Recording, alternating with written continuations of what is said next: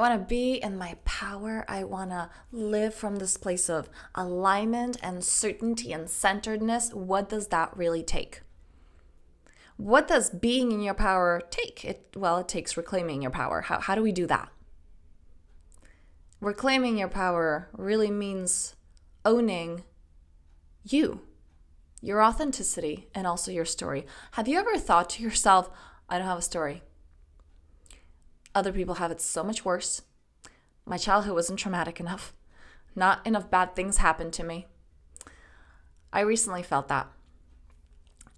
We were in a group call and we're given this assignment to share our life story. And I was listening to a friend who is much older than me. She lived an incredible life. And all of us are there on the call listening to her story. It wasn't just a story. I'm talking like TED Talk worthy speech. Like our jaws just dropped.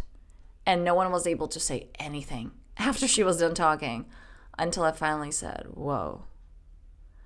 And I remember right after that call, I call a friend who was also on that call and I go, well, after that, I got nothing.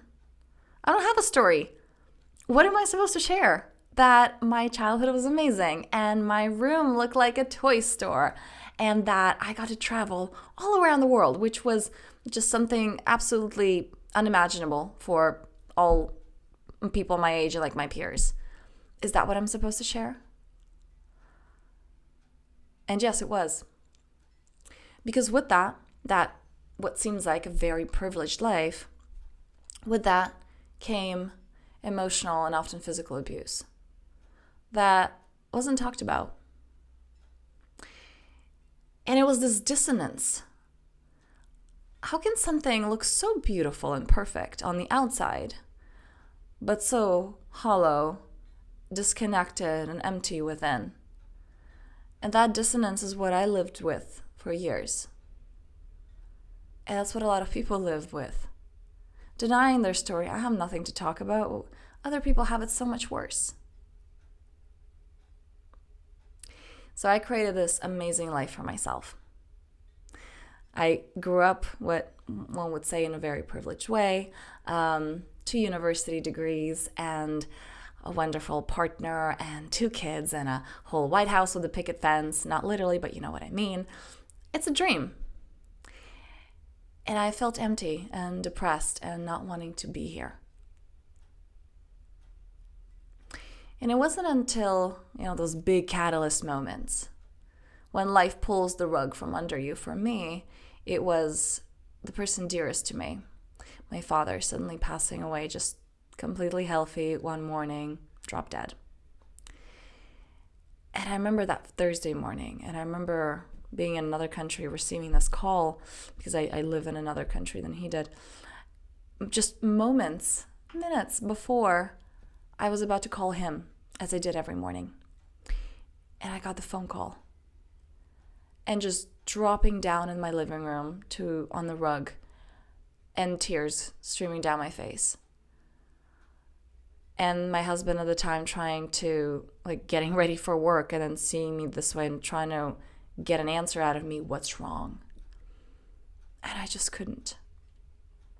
Those moments when life just sweeps the rug from under you and you have 2 choices, right? Either you fall apart or you get yourself together and keep going. I did the latter. Book the ticket, go to the funeral, keep going. Because that's what I've been taught to do. You see, I grew up as an embassy kid. So every few years I would, leave where I was and move to another place. Now, this may seem like an amazing, very privileged life. That's what everybody says, whoa, you had so many opportunities. I did.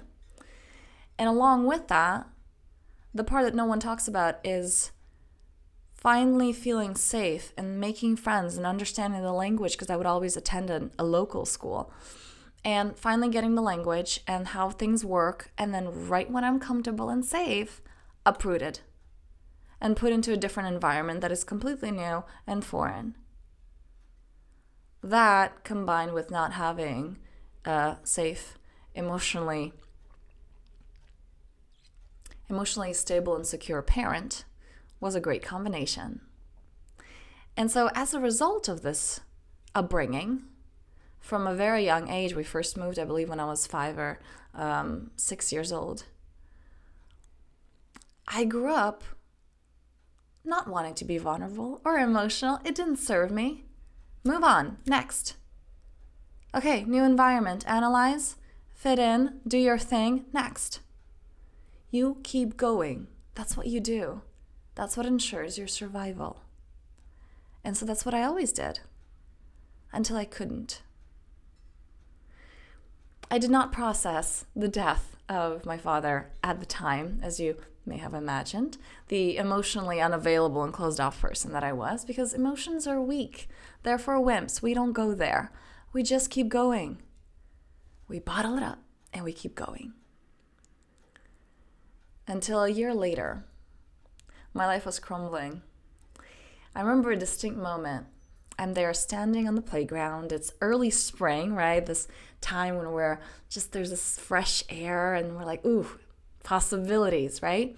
And I'm standing on this playground with 2 other moms, and our kids are running around. You can feel the warmth of the sun and feel the breeze, and you can hear the little shoes on the gravel and their giggles, and they're running around as we're chatting. And I remember holding a thermos with warm tea in it and smelling that peppermint mixed in with the fresh early spring air. It was really, really great moment. And in that great moment, I didn't feel the greatness of it. I was talking to the other moms, and one of the things that brought us together is the fact that we're all expats. We're in a foreign country trying to raise kids, which is a challenge in itself, and trying to figure out how that works and what do we do, how do we get it right. And on top of that, completely new language that we don't speak, right? Schooling system that is very different. And that's what brought us together. We're trying to figure it out and navigate it. And there we are talking about an upcoming event at school and managing and juggling schedules and preparing for that event. And then one mom kind of stretches her arms and goes, "Oh, I cannot wait for my mother to come visit. I am so excited. She's going to be here in a few days. She's saving my sanity. Like, I owe my sanity to her." And then she looks at me. I don't know how you do it. Because I don't have help. I don't have family here. I never had anyone visit. It's like I was always me with the 2 kids. And it's like, I have no idea how you're doing it. And the other one goes, "Yeah, and you're so on top of things all the time and so put together." And I smile and nod as I'm getting all these compliments that I'm like the Martha Stewart mom. And inside, I had this cold go through my body, from my chest all the way to my fingertips and toes. Thinking, if this is it, like, wow, I'm nailing it. This is having it all together. This is it. This is A++. Why don't I feel it? Why don't I hate my life? Why do I hate my life? Why do I feel so numb to it? Why do I feel no joy in it whatsoever? And how can something look so perfect on the outside and so hollow inside? And this is the thing that most people are running away from, right? Because as long as there's a dangling carrot, like there's something to achieve. I have so many clients that they're like, okay, well, I was chasing the money and then I'm there. This is not what I thought it would feel like. And I thought I'd be happy. I'm not. Or the family or the relationship and these milestones, like I'm there and this isn't it. And it's really good as long as you got something to run towards. But what happens when you achieve it? So many people go on these like amazing vacations, like, it's the highlight of my life. I'm so looking forward to that. It's like my dream. It's on my bucket list. And then they're there and they're just thinking about something else. They're not there in the moment. They can't feel it. They don't feel the fulfillment. They're just numb to it. And they have these great pictures. And when people ask you, how was it? Yeah. It's like, was it everything you dreamed it would be? I guess. What happens when you've achieved that thing you were supposed to achieve, that thing that guaranteed you happiness as you thought, but you're not there? And so for so long, I would deny my story until I couldn't. And that moment was a real wake-up call, like, wait, maybe my life isn't what I thought it was. And then came all this unraveling of, wait a second, who am I? Right, like, beyond the roles that you play, who are you? What is the purpose of your life? Are you even living that? Why are you here? And that was a whole huge rabbit hole. And after my spiritual shift and having worked with people who are in a similar place of what is there after it? Rumi has such a powerful quote. The wound is where the light enters you. The reason this quote is so powerful and it has so much wisdom is because we need to be willing to face the wound, to admit that we have a wound. I wasn't doing that. As people have it so much worse. I have no wounds. We just keep going. We're strong. Yeah, we achieve. We overcome things. There are no wounds. Weak people have wounds. Victims have wounds. I work with what I've got and I overcome it. I don't have wounds. But if you're not willing to own your wounds, the light has no chance. And that is what it takes. You cannot truly be happy and laugh genuinely if you've never genuinely fully cried. Wholeness implies all of it, both sides of the spectrum. And that can be terrifying. I know it is. When I went into this work, it's like that things that I didn't want to face, those shadows, they would just take over. And this is why I do the work that I do with my one-on-one clients. It's terrifying to go through this alone. So do that with someone who's done that. Because it is only when you come into this wholeness that you can truly start living. When you embrace your strengths and face your weaknesses. When you love the light and the shadows. Because that judgment disappears. Because you understand that it's all just equilibrium. And this beautiful neutrality that is life, that is when you start living. Not from striving, not from trying to prove, not from trying to feel better,